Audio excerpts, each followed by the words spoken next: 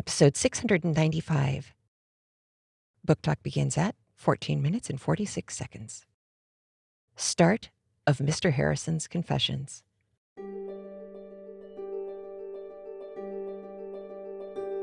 Welcome to CraftLit, the podcast for crafters who love books.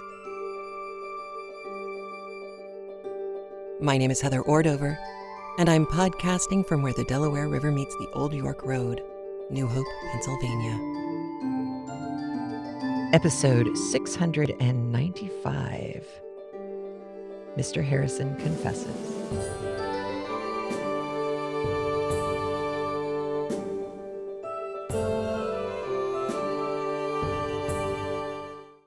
This episode of CraftLit is brought to you by our lovely patrons at patreon.com/CraftLit, our premium members at craftlit.com/premium, and our channel members on YouTube. This week, we would like to especially thank Regina Daly, Kathy, Kimberly Imbrigata, Amy Filak, Debbie, and Teresa Weitzel. Thank you so much. We could not do this without you. Well, hello, how are you? I'm better now. I had a couple months of really lousy health, and I was getting worried because I had my 40th high school reunion to go to. It's the first thing that I've done really, big in over 2 years. So it was interesting. It was fun. But yeah, I was so sick. I wasn't even making it to the Thursday night Zoom calls, which again, you're invited to. We have links in the show notes. And if you can't make it there on the Discord server, which is open to everybody, if you're on the Discord server, Tracy does a lovely job of taking the books that we recommend to each other, and sometimes the patterns that we recommend to each other, taking that text out of the Zoom chat and sticking that into Discord. So even if you can't make it to the Zoom call, you can still go and scan through the list and see if anything sounds good to you, because there are always good books being recommended. I've read books I never would have come into contact with because of this group, and it's lovely. So yeah, I was not doing well for a long time. And then I pulled it together. I learned a couple of things. I can't talk and listen very well. That's very draining. So what I learned to do was to say to people, so this is your business. This is what you've been doing for your life. What classes in high school did you take that made you want to go into this? You can find out a lot about people that way. And people are always happy to talk about themselves. So that's great. And I learned a lot. We also had our AP history teacher there. She's lovely. She looks the same. Dear Lord. I got a very nice compliment when I walked in. One of my first friends in drama class from freshman year, she saw me and said, "Oh my God, you're here. Come sit with us at the table of people who still look the same." I don't think I do. Close, but not the same. However, I did the first night I had my hair in a long braid, and I walked in and a couple of guys saw me, and one of them said, "Oh my gosh, Heather, I didn't recognize you. I like the blonde hair." And I said, "Thank you for saying that it's blonde." And I didn't realize, one of the other guys pointed out, I was standing in front of a yellow neon sign, and I had a halo of golden light around my head. I'm like, I'm standing here all night long. If you want to talk to me, come over here. So it was lovely. It was lovely to get to see people. The 10-year reunion is kind of competitive and meh. And the 40 was really just, hey, we're still alive. That's awesome. How nice.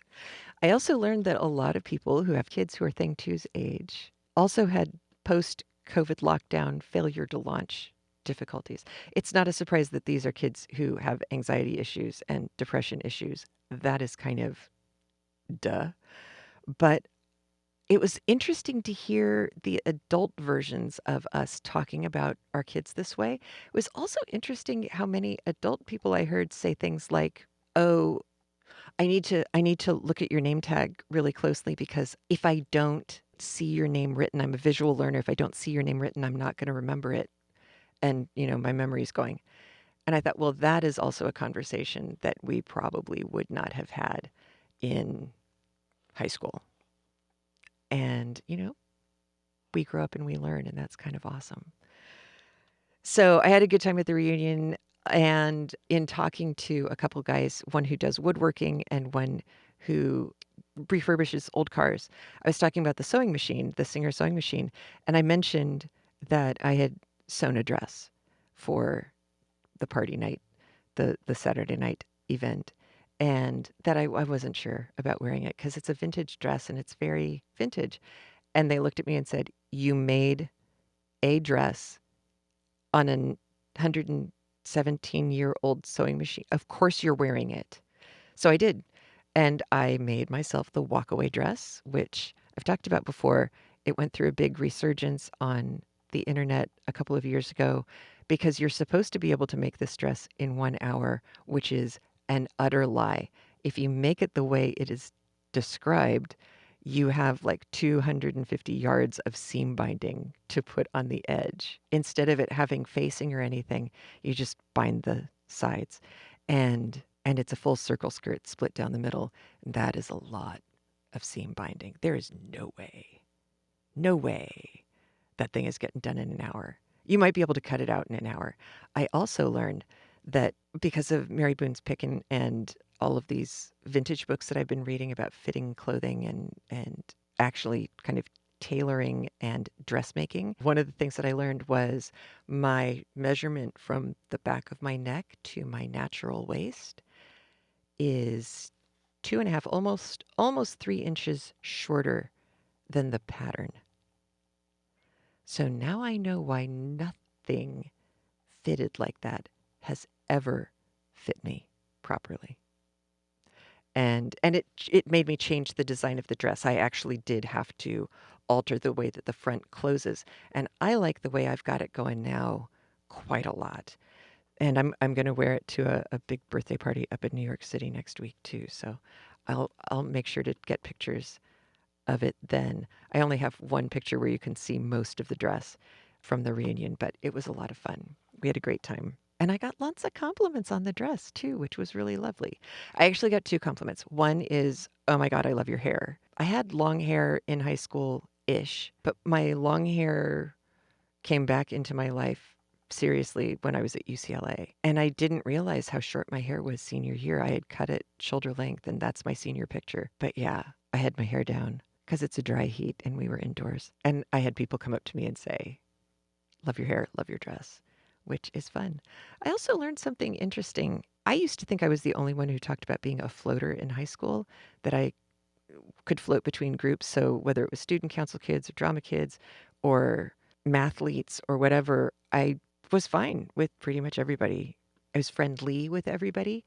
And I never felt, I mean, I know I didn't get invited to a lot of parties that other people were having. I wouldn't have felt comfortable at them anyway. It wasn't like they were friends, but we were friendly, which I think was awesome. I heard a lot of people describing themselves that way at the reunion. But I also realized when I was driving around, I think the reason that my high school had such an easy time socially was because we didn't have any mean girls. I mean, Regina George in the movie and now the Broadway musical Mean Girls is, she's practically archetypical of the mean girl genre. But if you read Queen Bees and Wannabes, which you should if you have kids who are heading into sixth, seventh grade, please read this book. It's eye opening. But also, I think when you get into it, if you think, like, I know these people, you can see how these people would have affected an entire student body. And we didn't have that. We definitely had like the popular girls and the cheerleaders and stuff like that. But again, they weren't, "I'm sorry, I can't talk to you." And on Tuesday we wear pink. None of that went on, at least not that I was aware of. And the guys who were on the sports teams, and I got to talk to a lot of our football players and our basketball players who are so tall. It is awesome. Our football coach, Tucson, Arizona was kind of Friday Night Lights country. And our football coach was one of the most honorable, decent people ever. And his sons, one was a year ahead of me, one was my year. They likewise are honorable, decent, good people. And I was talking to his son, to Ted, who I went to school with, and mentioned that I'd been teaching in Southern California when the Spur Posse thing happened. This was the boys assaulting girls 4 points. This is in 93, I think, 93, 94. You can look it up on the internet. These kids were the kids that I was student teaching and then into my first year of teaching. It was challenging. I had to go to my master teacher a lot to know how to deal with these things. One of the things he said at the time was, my son didn't do anything that any red-blooded American boy wouldn't do. And before I even had the complete sentence out of my mouth, Ted was going, not true. So not true. And I'm like, I know, this is the thing. I went to school surrounded by thoroughly decent stand-up guys and non-mean girly girls. I was so lucky. I don't know how I got that lucky. But the nice thing was, even the teachers who were there, including my AP teacher from 40 years ago, she looks great. Oh my God. I know I said that before. She really did. Even the teachers said that they knew at the time that there was something different about our year, our group. And that's kind of nice to hear, that it wasn't just our imagination. It wasn't just me being blind, socially blind at the time, that we got lucky. So it was nice to get to see people. It was nice to get to catch up with people. There were people who I didn't think were going to be there who were, which was great. Oh, one of the things, the guy who does the come on down on The Price is Right, he had the acid rock band Axis in our high school. He's one of the nice guys. I mean, he's playing acid rock. He's playing heavy metal. He's got his sleeveless shirts. I mean, there's a lot of heavy metal music in my high school career. That's what we were just surrounded with. But George Gray, again, thoroughly stand-up guy. Lovely. Also now is working with Drew Carey on The Price is Right, and said it is the most wonderful job. And I said, it looks like you get to bring joy to a lot of people. And he's like, yes, it's been marvelous. He's been doing it for like 14 or 15 years. I had no idea. I haven't been keeping up. But again, thoroughly decent people. So nice to see how well everybody's come through life, because it's not always easy. So that was good. Before we get to book talk, I did want to let you know this month, for the last couple of weeks of this month, we are doing a raffle. Now, Rafflecopter, the website that we've been using for 15 years, has sent in its notice. It's no longer going to be a website or a service any longer. We've been looking at various ways to do raffles. And I know not everybody's on Facebook, not everybody's on Instagram, not everybody's on Patreon. The only place that we felt like we could go that wasn't doing a disservice to everyone was craftlit.com. So if you go to craftlit.com/695, you will find a link to enter the raffle for this month. It's being done by a plugin within WordPress.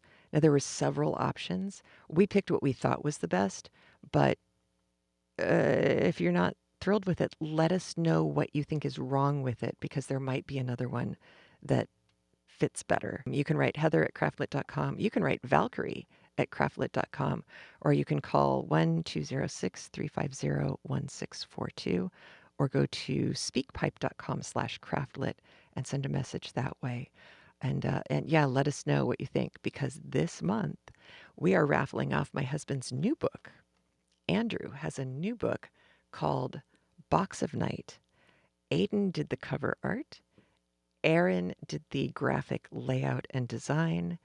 And Andrew did the guts of the book. And it is not a Geordie mystery. It is future tense, not quite science fiction. It's more predictive. Yeah, predictive storytelling. It sticks with you, like pieces of it stick and are in the back of your brain. And I know I'm married to the guy. I loved it. So it's on Amazon. It's on Kindle. It's also, we'll be raffling off a physical copy of that this month. And yeah, and I was thinking the other day, there's a lot of little like house front libraries that people have. If you have one of those little box libraries in your area, please consider getting a copy of the book off of Amazon and sticking it in there. That would be the best thing for Andrew, I know, because word of mouth is how CraftLit gets around, and it's how his books get around as well too. So there we go. All right. The rest of this episode, I don't have video for. So if you're watching on YouTube, it's going to go to audio only. If you are listening to the podcast, it is going to be exactly the same. And here we go. So, Cranford and Mr. Harrison's confession. So, if you've just finished listening to Cranford, you know Elizabeth Gaskell's writing that she did about England and about Knutford, where she grew up. And Cranford is an analog for Knutford. And in Mr. Harrison's confession, we have Duncombe or Duncombe. I think it's Duncombe, Duncombe. I've listened to it so many times you would think I would remember how he pronounces it, and I'm questioning my memory, which I do a lot of these days. Anyway, so it's not Cranford per se, but it's Cranford adjacent, so it works. Anytime you hear the name of the town, just substitute Cranford. Or if you want to substitute the name of the real place where Elizabeth Gaskell grew up, it's Knutford, spelled with a K, Knut. So some websites say this is a prequel to Cranford. I don't believe it really was. They were certainly all written around the same time. It all started with The Last Generation in England, which, if you're listening straight through, would have been the last thing you heard, the short story / essay that Elizabeth Gaskell wrote. That became Cranford, and then Mr. Harrison's Confessions came after that. Elizabeth Gaskell, we know from North and South, did a lot of condition of England stories and books. There were things that she saw that were issues that she wanted to put her 2 cents in on. And as a woman, really the best way she could do that was by writing really good stories where people would learn about something they perhaps had never thought about before. With North and South, it was the mills and how the mill owners were treating the mill workers. The masters were treating the hands, and you know everything about the situation just by the terminology that they used. In this case, we have a doctor, and you might think, well, then why isn't it Dr. Harrison's Confessions? And that is part of the key to why Elizabeth Gaskell wrote this. She had a family member who was a doctor, so she knew from the inside a lot of what she's talking about in this story. And there are 2 kind of dominant tracks that the story is conducting itself along as we go through. One of them is young doctor versus older doctor. So new, more science-based medicine versus older, more experience-based medicine. And 1850 is an interesting time. There's a lot going on in the world of science in general, and also medicine in specific. So this split, this cultural divide, it makes me think a lot about baby boomers and their parents just having the "you don't understand me" versus the "you're being radical and dangerous and crazy and you need to stop." And it is possible, of course, for both of those things to be true at the same time, and was to a certain extent at this time with medicine as well. There are certainly things that people who had lots of experience with medicine, they would have seen more than twice and have learned their own tips and tricks that worked as well as anything else did, maybe even a little better. With the sciencey based stuff, there were more drugs, medicines that were coming on the market that were being found that worked. We, of course, look back on some of these and think, oh, dear God Almighty, you were taking mercury for syphilis? Holy cow. But when you remember what syphilis did to people, the mercury was the only thing they had that really did anything to mitigate the disease. And I know there was more than just mercury going on. I'm sure truncating that whole process quite a bit. But either way, it's easy for us to look back and say, oh my God, how primitive, how I would never do that. Well, if you lived back then, you would probably. Some people didn't, but some people did. So the other track that we have going in this story, we have the medical thing, and then we have societal. So here's our Cranford stuff. We already know how the ladies in Cranford discussed Mr. Hoggins, the embarrassment of his name, even though he seemed to be a fine doctor, kind of didn't matter. And then there was the whole kerfuffle because he married the lady who came with rank and she became a Mrs. And that's just scandalous. Why would you give up? Horrors. Why would you give up your social standing in order to marry a guy named Hoggins? So we have that whole joke line running in Cranford. Well, we have a different one here because Mr. Hoggins is clearly older. And in this one, we have Dr. Morgan, Mr. Morgan, who is older.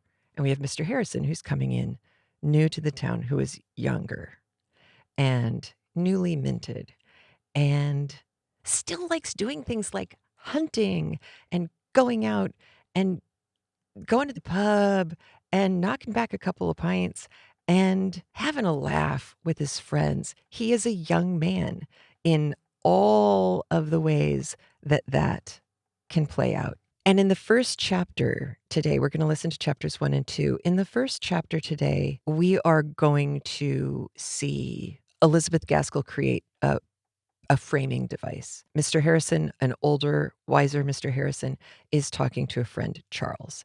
And Charles wants to know, how did you manage to find such a lovely and amiable, pleasant wife? And so this story that we're hearing is how Mr. Harrison found her and then they got married. That might sound really boring. It might sound like, wow, really? That's all we're going to do? Another marriage? We should trust Elizabeth Gaskell on this one because it's not just their eyes met across a crowded room and bells rang out. This is much more complicated. The first things that you're going to hear happen to Mr. Harrison when you get to chapter 2 is all of the well wishes that are going to come in. And remember, we don't visit for 3 days, but that doesn't stop you from sending your best wishes to somebody who's new in town, especially somebody who's new in town who may very well wind up saving your life at some point or the life of someone you love. So listen to how he describes his responses to the names of the people who who are sending their best regards to him. You learn a lot about him, and I think you learn a lot about Mrs. Gaskell being aware of how men think, young men think about women in particular. There's also, if you've seen Cranford the miniseries, there are 2 sisters who are unmarried, and one is fairly bossy, the older one. This is a trope that we've seen before. Older, rather bossy, and then younger, rather flighty. She flits about. The first time I watched Cranford, I was not really happy with the casting or the direction that these 2 women were given. Now that I've read the text several times, I'm better with it. But I think that that's because now I know the backstory, especially of the older sister. You're going to hear a little bit about it today. Do pay attention. I think in many ways, the miniseries, because it's a miniseries, it can't do everything, kind of did a disservice to those 2 women and made them more caricatures than characters. You're going to get characters here. Illnesses here are not imagined. They may look hypochondriacal, but there are things that are going on. One of the other things that I thought was interesting is Mr. Harrison, fresh from the city, capital T, capital C, so London. I had thought we were still in an era where doctors were, for the most part, trained in Edinburgh. But what I learned is there are actually several social layers of doctor. And he's called Mr. Harrison because nobody called them doctors yet. They weren't worth it. General practitioners who just lived in town and looked after the people in town, they were not of a rank that afforded them an honorific or a title at all. Eventually, you get to doctors and surgeons would be kind of the top of the pile. And I think a lot of the surgery training was happening in Edinburgh at the time. I think it's still at the time. I didn't actually go look at it. Either way, where Mr. Harrison came from was London, and he went to Guy's Hospital. This is going to be remarked upon in passing, and you are just expected to know Guy's Hospital, GUY'.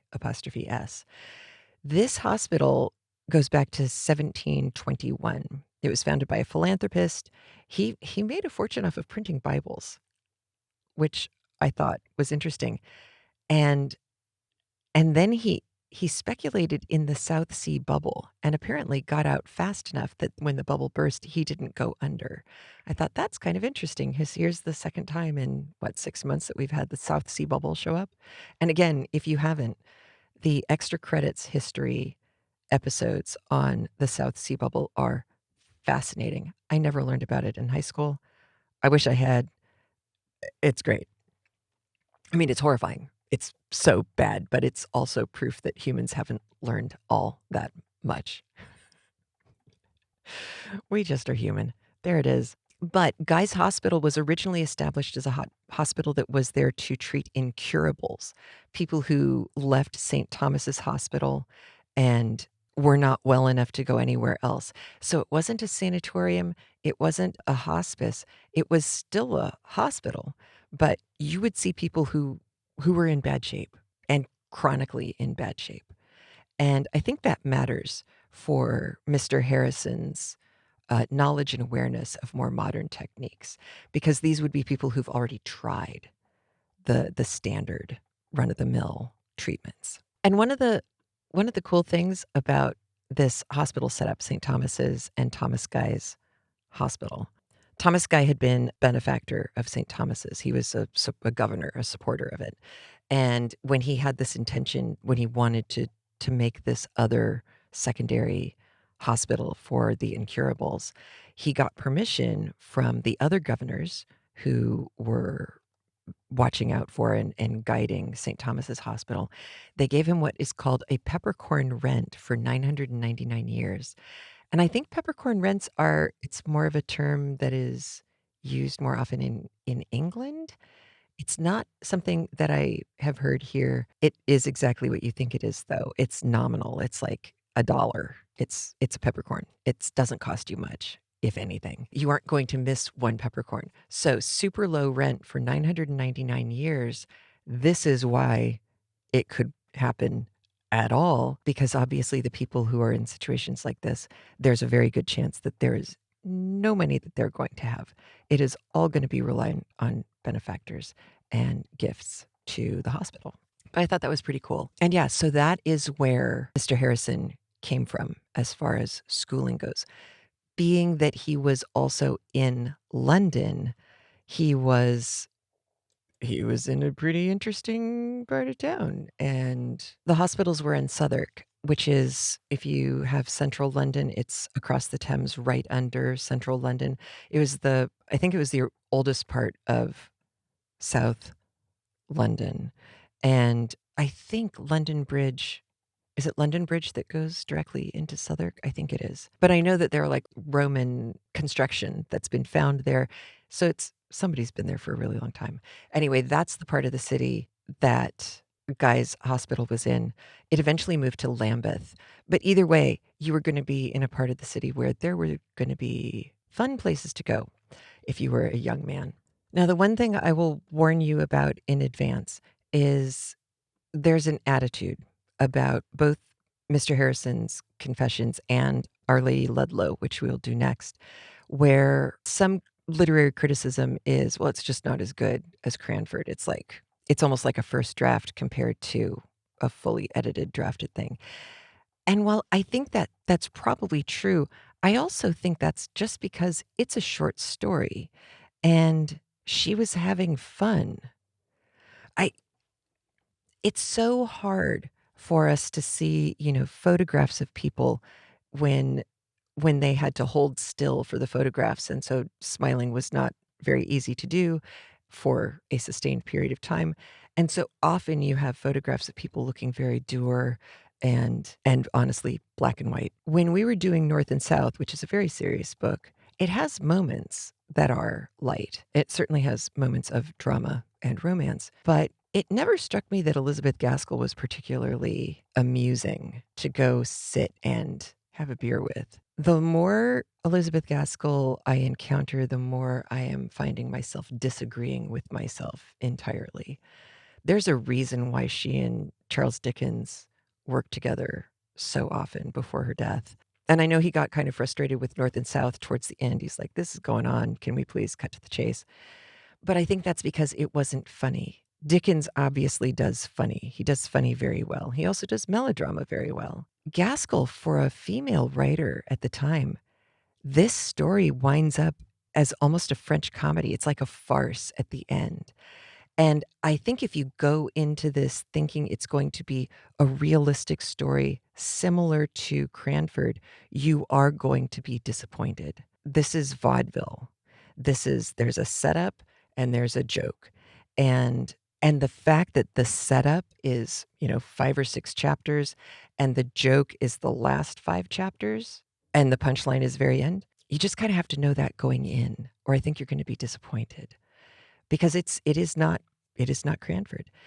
And I think we did see a lot of her humor rising up out of the genteel environment. Mrs. Pole is obviously an easy memory of, well, she's funny.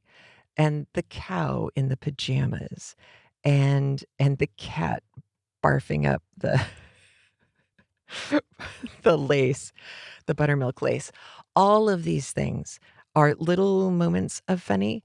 This, by the end, compresses a lot of it into kind of a frantic funny. However, it is the kind of funny that I find very painful. So, because it's a misunderstanding humor, and that I don't know what it is about me and stories that go there. I always wind up having a very hard time emotionally with those situations. So if you're like me, just know that you're in for it. But there were a couple things I wanted to make sure you knew about before, other than that I wanted to make sure you knew about before we listen. One of the things you're going to hear a reference to Galen and Hippocrates.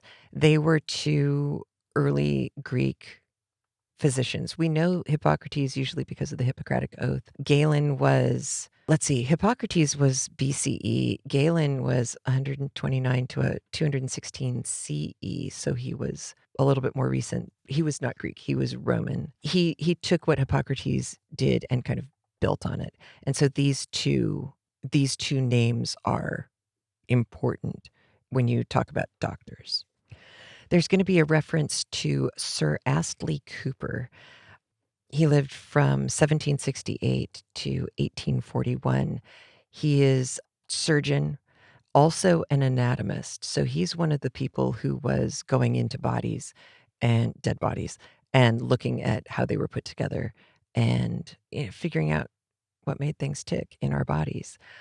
He did a lot. He had vascular surgery, anatomy and pathology of mammary glands, testicles. This guy was super, super important for the growth of the science part of medicine. He also was a baronet. So he came to the table as someone of rather high standing to begin with, and then on top of it turned out to be really important within the world of medicine. And everybody seems to have known his name. He was rather well known at the time. So along with Sir Astley Cooper, you're going to hear a reference to Sir Robert Peel. He was a second baronet, and he was a conservative statesman. He was prime minister twice, and also chancellor of the Exchequer. And I think he did them at the same time. And he was considered the father of modern policing, according to online sources. I just know that I'd heard his name several times in life. And while some of the terminology that you're going to hear that I'm giving you a heads up on, especially the people, are being used for contextual purposes, in the case of Sir Robert Peel, it doesn't have to do with medicine. It has to do with name dropping important and powerful people. So when you hear Peel's name, yeah, you should go, I know what you're doing. And that's all. So in the last thing that you're gonna hear that you may not have heard before, I'd forgotten his name. You have Apollo, who is sun god, god of the wolves, god of medicine-ish, all of that in part of the Greek pantheon. Also very good looking. Then you have Aesculapius, who is the son of Apollo with the mortal princess Coronis. Makes sense, right? And Aesculapius is the one who became the actual god of medicine and healing. So there's a lot going on in this story of Apollo and Aesculapius. But the important thing to know is they're mentioning it because of healing and medicine, and that's the only reason that they get named at all in here. And that's it. That's everything you're going to need before listening. So we have Noel Badrian still reading for us for Mr. Harrison's Confessions. So let's listen to chapters 1 and 2, and we'll see what you think.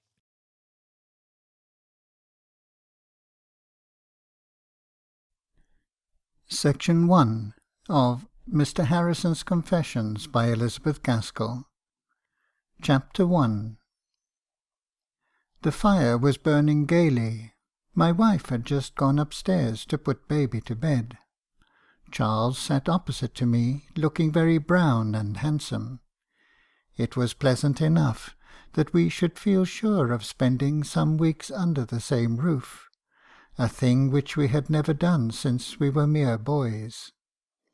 I felt too lazy to talk, so I ate walnuts and looked into the fire. But Charles grew restless.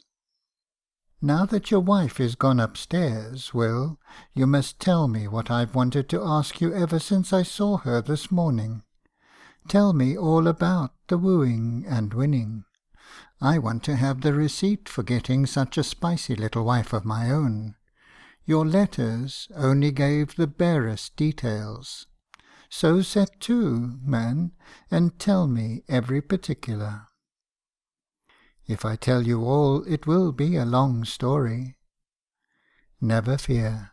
If I get tired, I can go to sleep, and dream that I am back again, a lonely bachelor in Ceylon. And I can waken up when you have done, to know that I am under your roof. Dash away, man. Once upon a time, a gallant young bachelor. There's a beginning for you." Well then, once upon a time, a gallant young bachelor was sorely puzzled where to settle when he had completed his education as a surgeon. I must speak in the first person. I cannot go on as a gallant young bachelor. I had just finished walking the hospitals when you went to Ceylon, and, if you remember, I wanted to go abroad like you, and thought of offering myself as a ship surgeon. But I found I should rather lose caste in my profession, so I hesitated. And, while I was hesitating, I received a letter from my father's cousin, Mr. Morgan, that old gentleman who used to write such long letters of good advice to my mother, and who tipped me a £5 note when I agreed to be bound apprentice to Mr. Howard instead of going to sea. Well, it seems the old gentleman had all along thought of taking me as his partner if I turned out pretty well, and, as he heard a good account of me from an old friend of his who was a surgeon at Guy's, he wrote to propose this arrangement. I was to have a third of the profits for 5 years, after that half, and eventually I was to succeed to the whole. It was no bad offer for a penniless man like me, as Mr. Morgan had a capital country practice, and, though I did not know him personally, I had formed a pretty good idea of him as an honourable, kind-hearted, fidgety, meddlesome old bachelor, and a very correct notion it was, as I found out in the very first half-hour of seeing him. I had had some idea that I was to live in his house, as he was a bachelor and a kind of family friend, and I think he was afraid that I should expect this arrangement for when I walked up to his door, with the porter carrying my portmanteau, he met me on the steps, and while he held my hand and shook it, he said to the porter, "Jerry, if you'll wait a moment, Mr. Harrison will be ready to go with you to his lodgings at Jocelyn's, you know." And then turning to me, he addressed his first words of welcome. I was a little inclined to think him inhospitable, but I got to understand him better afterwards. "Jocelyn's," said he, "is the best place I have been able to hit upon in a hurry, and there is a good deal of fever about, which made me desirous that you should come this month. A low kind of typhoid in the oldest part of the town. I think you'll be comfortable there for a week or two.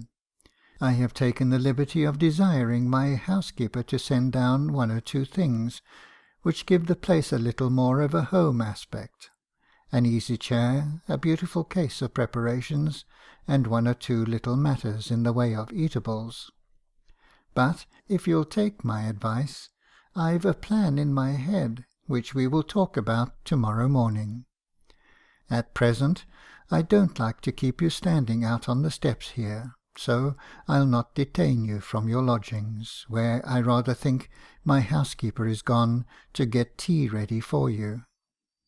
I thought I understood the old gentleman's anxiety for his own health, which he put upon care for mine, for he had on a kind of loose grey coat, and no hat on his head. But I wondered that he did not ask me indoors, instead of keeping me on the steps. I believe, after all, I made a mistake in supposing he was afraid of taking cold. He was only afraid of being seen in déshabillé, and for his apparent inhospitality, I had not been long in Duncombe before I understood the comfort of having one's house considered as a castle into which no one might intrude, and saw a good reason for the practice Mr. Morgan had established of coming to his door to speak to every one. It was only the effect of habit that made him receive me so. Before long I had the free run of his house. There was every sign of kind attention and forethought on the part of some one, whom I could not doubt to be Mr. Morgan, in my lodgings. I was too lazy to do much that evening, and sat in the little bow window which projected over Jocelyn's shop, looking up and down the street. Duncombe calls itself a town, but I should call it a village. Really, looking from Jocelyn's, it is a very picturesque place. The houses are anything but regular.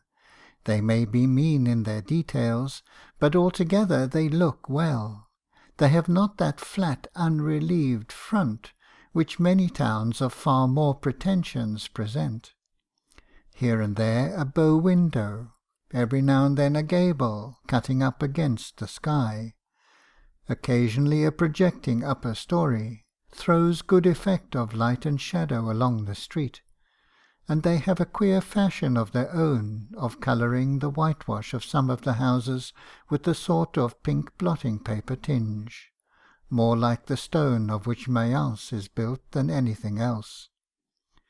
It may be very bad taste, but to my mind it gives a rich warmth to the colouring. Then, here and there, a dwelling-house has a court in front, with a grass plot on each side of the flagged walk, and a large tree or two, limes or horse-chestnuts, which send their great projecting upper branches over into the street, making round dry places of shelter on the pavement in the times of summer showers.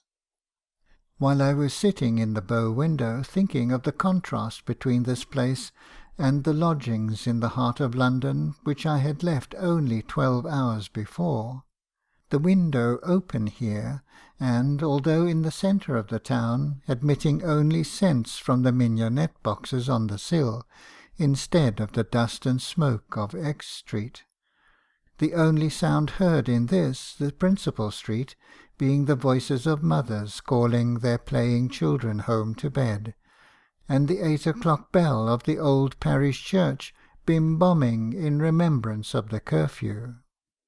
While I was sitting thus idly, the door opened, and the little maidservant, dropping a curtsy, said, "Please, sir, Mrs. Munton's compliments, and she would be glad to know how you are after your journey." There, was not that hearty and kind? Would even the dearest chum I had at Guy's have thought of doing such a thing? While Mrs. Munton, whose name I had never heard of before, was doubtless suffering anxiety till I should relieve her mind by sending back word that I was pretty well. "My compliments to Mrs. Munton, and I am pretty well. Much obliged to her." It was as well to say only pretty well, for very well would have destroyed the interest Mrs. Munton evidently felt in me. Good Mrs. Munton, kind Mrs. Munton, perhaps also young, handsome, rich, widowed Mrs. Munton. I rubbed my hands with delight and amusement, and, resuming my post of observation, began to wonder at which house Mrs. Munton lived. Again the little tap, and the little maidservant. "Please, sir, Miss Tomkinson's compliments, and they would be glad to know how you feel yourself after your journey." I don't know why, but Miss Tomkinson's name had not such a halo about it as Mrs. Munton's. Still, it was very pretty in Miss Tomkinson's to send and inquire. I only wished I did not feel so perfectly robust. I was almost ashamed that I could not send word I was quite exhausted by fatigue, and had fainted twice since my arrival. If I had but had a headache at least. I heaved a deep breath. My chest was in perfect order. I had caught no cold, so I answered again, "Much obliged to the Miss Tomkinsons. I am not much fatigued. Tolerably well. My compliments." Little Sally could hardly have got downstairs before she returned, bright and breathless.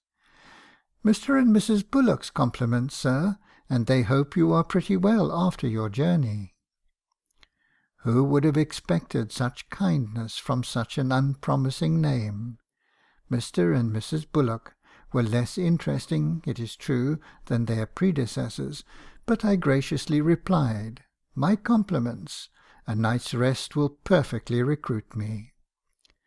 The same message was presently brought up from one or two more unknown kind hearts. I really wished I were not so ruddy-looking.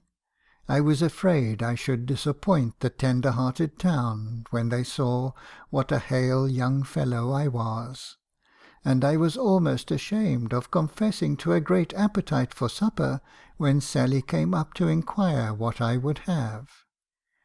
Beefsteaks were so tempting, but perhaps I ought rather to have water gruel and go to bed. The beefsteak carried the day, however.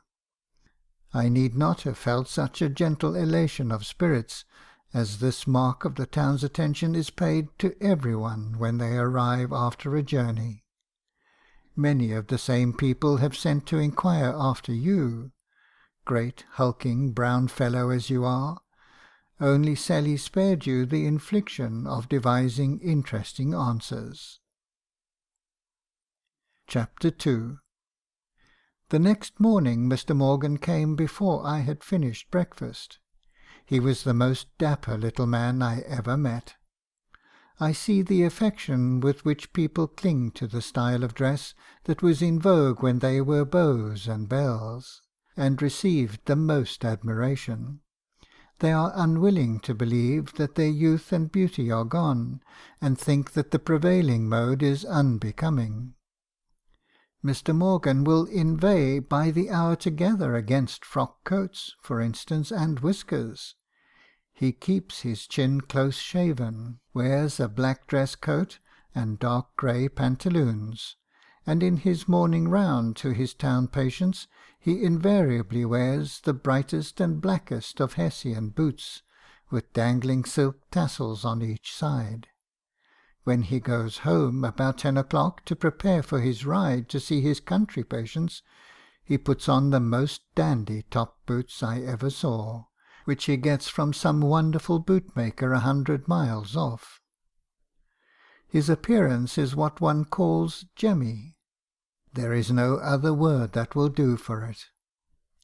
He was evidently a little discomfited when he saw me in my breakfast costume, with the habits which I brought with me from the fellows at Guy's, my feet against the fireplace, my chair balanced on its hind legs, a habit of sitting which I afterwards discovered he particularly abhorred, slippers on my feet, which also he considered a most ungentlemanly piece of untidiness out of a bedroom. In short, from what I afterwards learned, every prejudice he had was outraged by my appearance on this first visit of his. I put my book down, and sprang up to receive him. He stood, hat and cane in hand. "I came to inquire if it would be convenient for you to accompany me on my morning's round, and to be introduced to a few of our friends." I quite detected the little tone of coldness induced by his disappointment at my appearance, though he never imagined that it was in any way perceptible. "I will be ready directly, sir," said I, and bolted into my bedroom, only too happy to escape his scrutinizing eye. When I returned, I was made aware by sundry indescribable little coughs and hesitating noises that my dress did not satisfy him. I stood ready, hat and gloves in hand, but still he did not offer to set off on our round. I grew very red and hot. At length he said, "Excuse me, my dear young friend, but may I ask if you have no other coat besides that cutaway, I believe you call them? We are rather sticklers for propriety, I believe, in Duncombe, and much depends on a first impression. Let it be professional, my dear sir. Black is the garb of our profession. Forgive my speaking so plainly, but I consider myself in loco parentis." He was so kind, so bland, and in truth so friendly, that I felt it would be most childish to take offence, but I had a little resentment in my heart at this way of being treated. However, I mumbled, "Oh, certainly, sir, if you wish it," and returned once more to change my coat. My poor cutaway! "Those coats, sir, give a man rather too much of a sporting appearance, not quite befitting the learned professions. More as if you came down here to hunt than to be the Galen or Hippocrates of the neighbourhood." He smiled graciously, so I smothered a sigh, for, to tell you the truth, I had rather anticipated, and in fact had boasted at Guy's of the runs I hoped to have with the hounds, for Duncombe was in a famous hunting district. But all these ideas were quite dispersed when Mr. Morgan led me to the inn-yard, where there was a horse-dealer on his way to a neighbouring fair, and strongly advised me, which in our relative circumstances was equivalent to an injunction, to purchase a little, useful, fast-trotting brown cob, instead of a fine showy horse, who would take any fence I put him to, as the horse-dealer assured me. Mr. Morgan was evidently pleased when I bowed to his decision, and gave up all hopes of an occasional hunt. He opened out a great deal more after this purchase. He told me his plan of establishing me in a house of my own, which looked more respectable, not to say professional, than being in lodgings; and then he went on to say that he had lately lost a friend, a brother surgeon in a neighbouring town, who had left a widow with a small income, who would be very glad to live with me and act as mistress to my establishment, thus lessening the expense.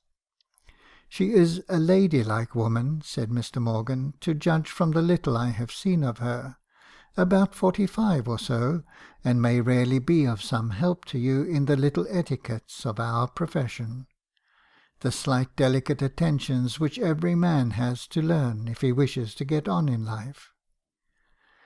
"This is Mrs. Munton's, sir," said he, stopping short at a very unromantic-looking green door with a brass knocker. I had no time to say, "Who is Mrs. Munton?" before we had heard Mrs. Munton was at home, and were following the tidy elderly servant up the narrow carpeted stairs into the drawing-room. Mrs. Munton was the widow of a former vicar, upwards of 60, rather deaf, but like all the deaf people I had ever seen, very fond of talking, perhaps because she then knew the subject, which passed out of her grasp when another began to speak. She was ill of a chronic complaint which often incapacitated her from going out, and the kind people of the town were in the habit of coming to see her, and sit with her, and of bringing her the newest, freshest titbits of news, so that her room was the centre of the gossip of Duncombe. Not of scandal, mind, for I make a distinction between gossip and scandal. Now you can fancy the discrepancy between the ideal and the real Mrs. Munton. Instead of any foolish notion of a beautiful blooming widow, tenderly anxious about the health of the stranger, I saw a homely, talkative, elderly person with a keen, observant eye, and marks of suffering on her face, plain in manner and dress, but still unmistakably a lady. She talked to Mr. Morgan, but she looked at me, and I saw that nothing I did escaped her notice. Mr. Morgan annoyed me by his anxiety to show me off, but he was kindly anxious to bring about every circumstance to my credit in Mrs. Munton's hearing, knowing well that the town crier had not more opportunities to publish all about me than she had. "What was that remark you repeated to me of Sir Astley Cooper's?" asked he. It had been the most trivial speech in the world that I had named as we walked along, and I felt ashamed of having to repeat it, but it answered Mr. Morgan's purpose, and before night all the town had heard that I was a favourite pupil of Sir Astley's. I had never seen him but twice in my life, and Mr. Morgan was afraid that as soon as he knew my full value, I should be retained by Sir Astley to assist him in his duties as surgeon to the royal family. Every little circumstance was pressed into the conversation which could add to my importance. As I once heard Sir Robert Peel remark to Mr. Harrison, the father of our young friend here, "The moons in August are remarkably full and bright." If you remember, Charles, my father was always proud of having sold a pair of gloves to Sir Robert, when he was staying at the Grange near Biddicombe, and I suppose good Mr. Morgan had paid his only visit to my father at the time. But Mrs. Munton evidently looked at me with double respect after this incidental remark, which I was amused to meet with a few months afterwards, disguised in the statement that my father was an intimate friend of the Premier's, and had in fact been the adviser of most of the measures taken by him in public life. I sat by, half indignant and half amused. Mr. Morgan looked so complacently pleased at the whole effect of the conversation that I did not care to mar it by explanations, and, indeed, I had little idea at the time how small sayings were the seeds of great events in the town of Duncombe. When we left Mrs. Munton's, he was in a blandly communicative mood. "You will find it a curious statistical fact, but 5/6 of our householders of a certain rank in Duncombe are women. We have widows and old maids in rich abundance.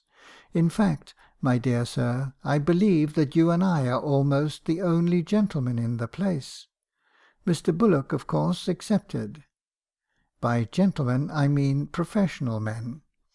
It behoves us to remember, sir, that so many of the female sex rely upon us for the kindness and protection which every man who is worthy of the name is always so happy to render.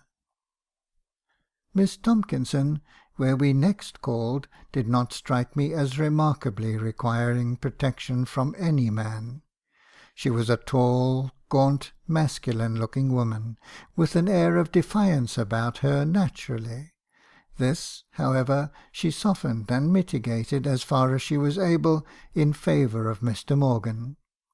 He, it seemed to me, stood a little in awe of the lady, who was very brusque and plain-spoken, and evidently piqued herself on her decision of character and sincerity of speech. "So this is the Mr. Harrison we have heard so much of from you, Mr. Morgan. I must say, from what I had heard, that I had expected something a little more, um, um, but he's young yet, he's young. We have been all anticipating an Apollo, Mr. Harrison, from Mr. Morgan's description, and an Aesculapius combined in one. Or perhaps I might confine myself to saying Apollo, as he, I believe, was the god of medicine." How could Mr. Morgan have described me without seeing me, I asked myself. Miss Tomkinson put on her spectacles, and adjusted them on her Roman nose. Suddenly relaxing from her severity of inspection, she said to Mr. Morgan, "But you must see Caroline. I had nearly forgotten it. She is busy with the girls, but I will send for her. She had a bad headache yesterday, and looked very pale. It made me very uncomfortable." She rang the bell, and desired the servant to fetch Miss Caroline. Miss Caroline was the younger sister, younger by 20 years, and so considered as a child by Miss Tomkins, who was 55 at the very least. If she was considered as a child, she was also petted and caressed, and cared for as a child, for she had been left as a baby to the charge of her elder sister, and when the father died, and they had to set up a school, Miss Tomkins took upon herself every difficult arrangement, and denied herself every pleasure, and made every sacrifice in order that Carrie might not feel the change in their circumstances. My wife tells me she once knew the sisters purchase a piece of silk, enough, with management, to have made 2 gowns, but Carrie wished for flounces, or some such fallals, and, without a word, Miss Tomkins gave up her gown to have the whole made up as Carrie wished, into one handsome gown, and wore an old shabby affair herself, as cheerfully as if it were Genoa velvet. That tells the sort of relationship between the sisters as well as anything, and I consider myself very good to name it thus early, for it was long before I found out Miss Tomkinson's real goodness, and we had a great quarrel first. Miss Caroline looked very delicate and die-away when she came in. She was as soft and sentimental as Miss Tomkinson was hard and masculine. She had a way of saying, "Oh, sister, how can you?" at Miss Tomkinson's startling speeches, which I never liked, especially as it was accompanied by a sort of protesting look at the company present, as if she wished to have it understood that she was shocked at her sister's outre manners. Now that was not faithful between sisters. A remonstrance in private might have done good, though for my own part I have grown to like Miss Tomkinson's speeches and ways, but I don't like the way some people have of separating themselves from what may be unpopular in their relations. I know I spoke rather shortly to Miss Caroline when she asked me whether I could bear the change from the great metropolis to a little country village. In the first place, why could not she call it London or town, and have done with it? And in the next place, why should she not love the place that was her home well enough to fancy that every one would like it when they came to know it as well as she did? I was conscious I was rather abrupt in my conversation with her, and I saw that Mr. Morgan was watching me, though he pretended to be listening to Miss Tomkinson's whispered account of her sister's symptoms. But when we were once more in the street, he began, "My dear young friend." I winced, for all the morning I had noticed that when he was going to give me a little unpalatable advice, he always began with "My dear young friend." He had done so about the horse. "My dear young friend, there are one or two hints I should like to give you about your manner. The great Sir Everard Home used to say, a general practitioner should either have a very good manner or a very bad one. Now, in the latter case, he must be possessed of talents and acquirements sufficient to ensure his being sought after, whatever his manner might be. But the rudeness will give notoriety to these qualifications. Abernethy is a case in point. I rather, myself, question the taste of bad manners. I, therefore, have studied to acquire an attentive, anxious politeness, which combines ease and grace with a tender regard and interest. I am not aware whether I have succeeded, few men do, in coming up to my ideal, but I recommend you to strive after this manner, peculiarly befitting our profession. Identify yourself with your patients, my dear sir. You have sympathy in your good heart, I am sure, to really feel pain when listening to their account of their sufferings, and it soothes them to see the expression of this feeling in your manner. It is, in fact, sir, manners that make the man in our profession. I don't set myself up as an example, far from it, but this is Mr. Hutton's, our vicar. One of the servants is indisposed, and I shall be glad of the opportunity of introducing you. We can resume our conversation at another time." I had not been aware that we had been holding a conversation, in which, I believe, the assistance of two persons is required. Why had not Mr. Hutton sent to ask after my health the evening before, according to the custom of the place? I felt rather offended. End of section 1.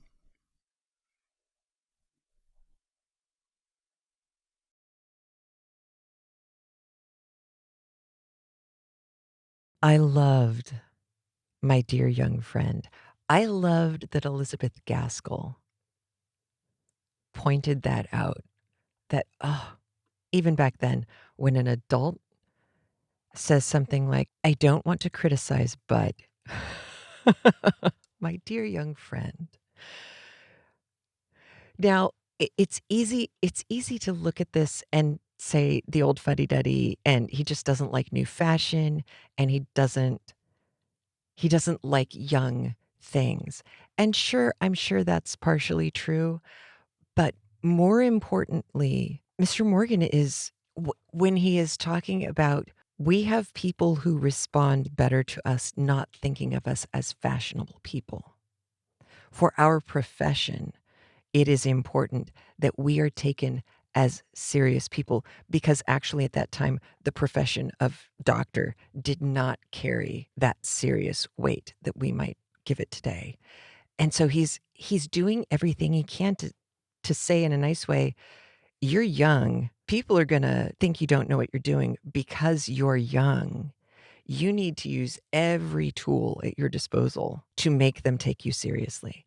So, yeah, he doesn't get the flashy horse, and yeah, he can't wear his really awesome looking cutaway coat, and he can't obviously go out carousing in town, partly because I don't think there's anywhere to carouse, but also because it would be bad for your patients to see you drunk in the street. That would be bad. But I also loved Mrs. Gaskell's sense of humor when when the doctor says, "We can resume our conversation at another time," and he's like, "I didn't know that we were having a conversation." Sounded like a monologue to me.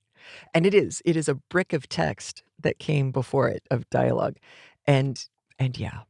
So, again, it's light, it's funny, it does get into the many layers of social confusion, farce by the end, but it is ultimately just kind of a lighthearted Elizabeth Gaskell, and of course, everything turns out fine at the end. It has to.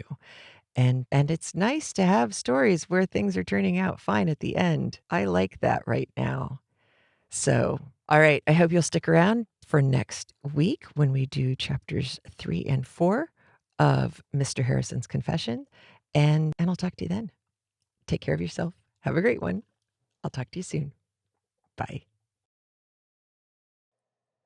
You can find show notes for this episode and links to other episodes at craftlit.com. CraftLit also appears anywhere you can get a podcast: iTunes, Spotify, iHeartRadio, and on, including its own dedicated app. There are lots of ways to support CraftLit, from patreon.com/craftlit to craftlit.com memberships and channel memberships on YouTube. You can find out more details at craftlit.com/premium. And as always, thank you for your support. And remember, if your hands are too busy to pick up a book, at least you can turn one on.